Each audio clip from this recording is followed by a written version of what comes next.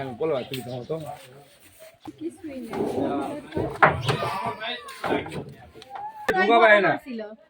আপনারা তো ভিডিও দেখেন না